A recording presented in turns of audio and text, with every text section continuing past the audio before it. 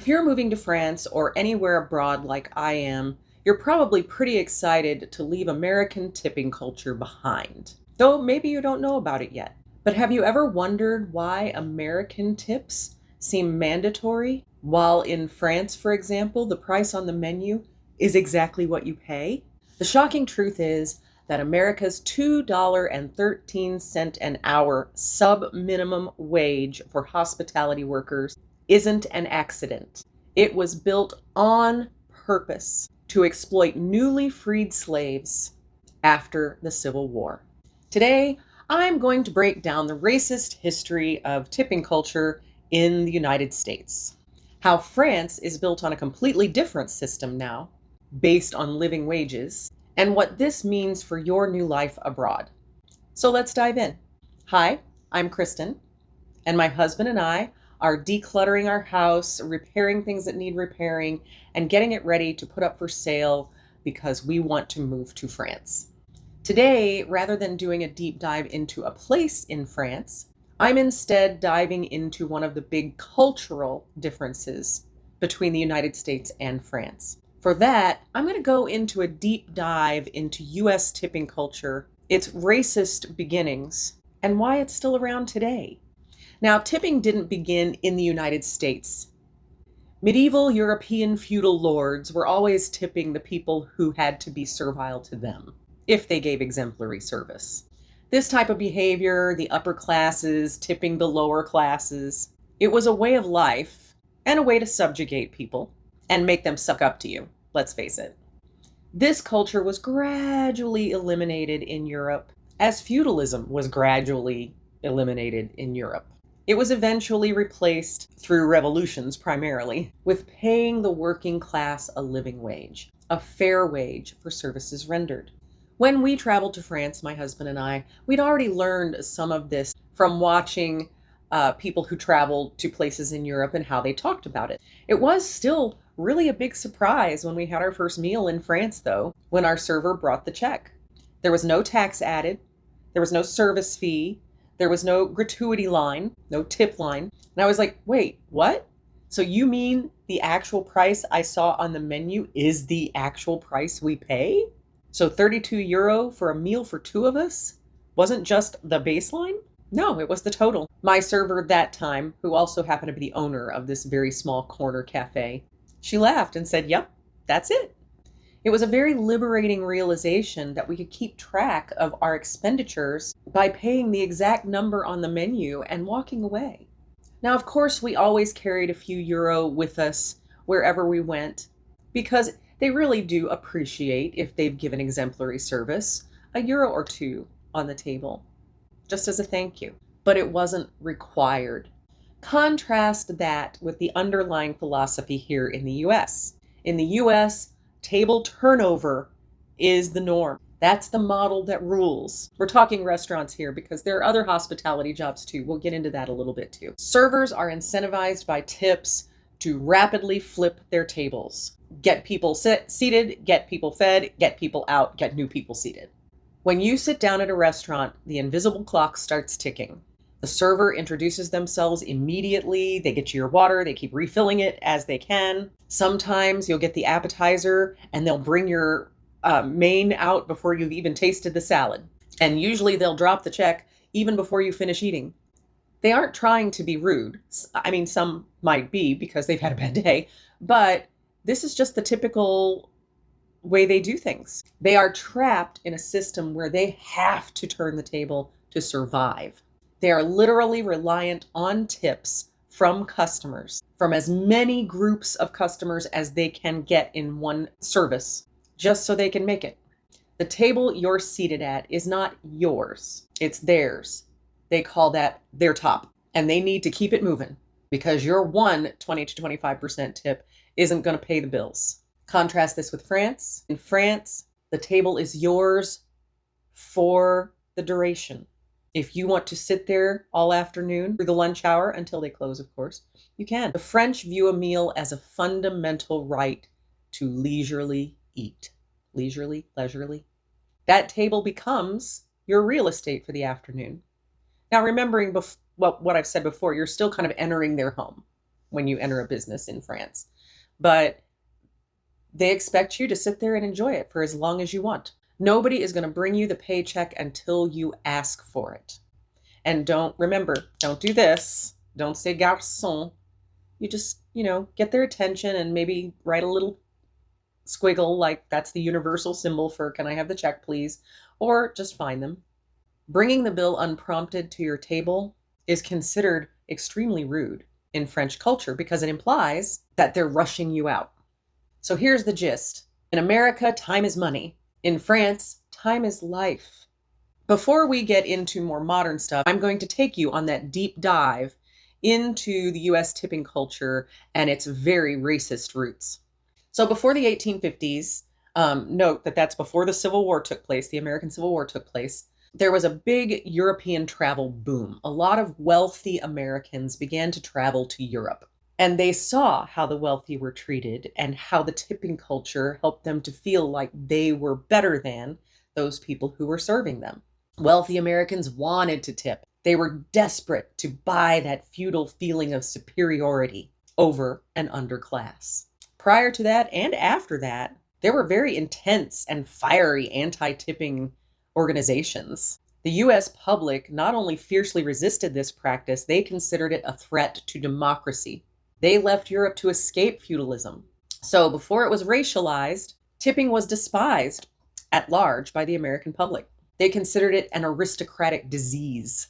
People, they said, should not have to fawn over someone just to be able to survive on tips. They shouldn't have to act like a servant and lose their self-respect just so the wealthy could feel better about themselves. Just FYI, they meant white people when they said people, especially white men. After the Civil War ended in 1865, former slaves poured into the service industry, the only work they could find. They worked as railroad porters, they waited tables, they were in hotel hospitality, all those kinds of things. Mostly in the service industry, of course. Oh, and they were barbers too, or domestic workers. Corporations realized that they could use tipping to exploit Black labor. The hospitality sector didn't want to pay wages to Black people. They didn't want to pay wages to freed slaves. Tipping went from a very rare and disliked European phenomenon to a massive systemic strategy to enforce zero-wage labor. I'm going to post a quote for you so you can read it with me. I'm not going to use the N-word. I'm just going to blank over that. But I want you to see how endemic this system was. This illustrates exactly how white society used tipping to maintain a hierarchy after slavery was abolished. Quote, "I never tip a white man. Black men take tips, of course. One expects that of them. It is a token of their inferiority. But to give a tip to a white man is to insult his manhood." The source was Southern journalist John Speed, who wrote in Harper's Weekly in 1902. It's public domain quote. This is the smoking gun that proves tipping culture was culturally codified as a tool of racial subordination. Let's do a little deep dive into one of those people. George Pullman was a railroad guy. He decided to use Black men as Pullman porters. That's what they were called. They were former Black slaves that he hired to work for his railroad as porters on the sleeping cars primarily. Their job was to carry passengers' baggage, shine shoes, set up and maintain the sleeping berths, and serve passengers, all with a smile and with humiliating deference to the white people that they served. Pullman weaponized the low social status of Black people, Black men, paid them a pittance or nothing at all, forced them to buy their own uniforms, and made them entirely dependent on the scraps and whims of the white travelers. He deliberately hired former slaves because he knew they had no legal recourse. They had no alternative employment, and they could be forced to work for tips alone. Eventually, and I'm sure to Pullman's chagrin, Pullman porters formed the first all-Black union, called the Brotherhood of Sleeping Car Porters, in 1925. The union went on to be instrumental in the advancement of the civil rights movement. You know, the whole thing that our current Supreme Court recently demolished, but that's for another day. In 1938, when the first minimum wage law was passed during the New Deal, the service sector, largely comprised of Black women by that point, was intentionally excluded from the federal minimum wage to appease powerful industry lobbyists. That is where the sub-minimum wage was born for those in hospitality positions. While the minimum wage here in North Carolina still is low and horrible at $7.25 an hour, the sub-minimum wage for service workers federally is $2.13 an hour. It has been $2.13 an hour for decades. When I was serving tables in the 80s and 90s, it was $2.13 an hour. Today, 2026, same. This isn't an ancient accident. It is a modern policy-driven choice and continues to be a powerful lobbying agent who argue in favor of keeping that sub-minimum wage. So what does that mean for the modern American worker and the modern American person who goes and has a service worker helping them? I saw one woman on YouTube share her serving wage paycheck. She worked 70.8 hours that week.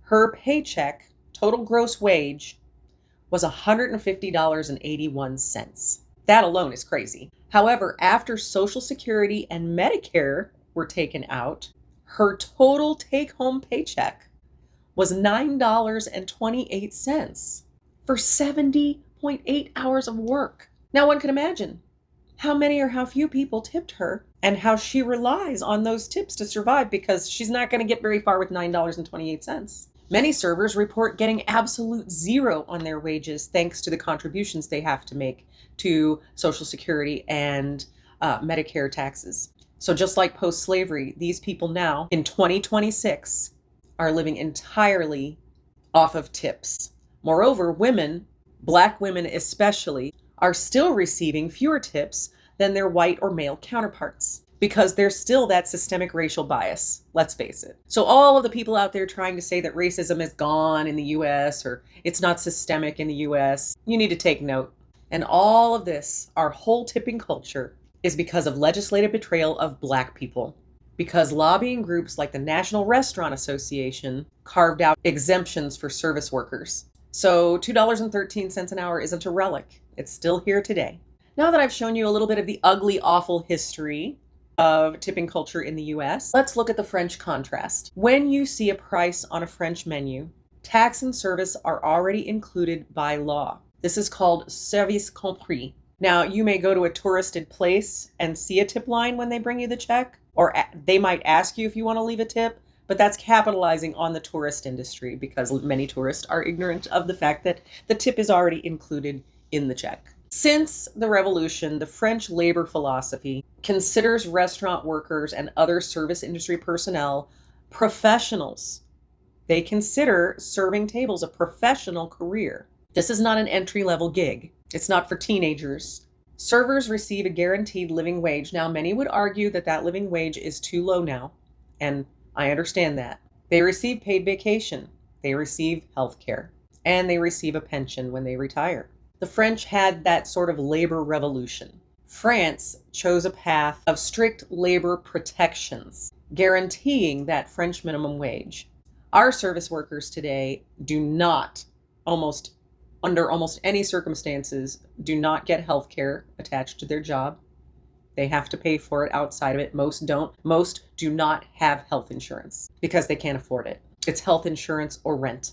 Let's talk about what that means for moving to France, that blueprint. One of the reasons that we desire to move abroad is because of that still systemic racist and sexist employment and work and exploitation of people. Moving to France means we're stepping into a place where workers' livelihoods don't depend on how much we're willing to tip them. Would I expect my doctor to give me a good diagnosis so that they'd get their tip? Would I expect any other industry worker, any other professional to beg for tips from me? It changes how you dine. It changes how you interact with staff. They don't have to cow to you. And it changes how you view laborers, how you view workers. When I discussed a few weeks ago all of those Americans who thought they could bring their customer is always right attitudes to France or to Europe as a whole, this is what I'm talking about. French workers and other service workers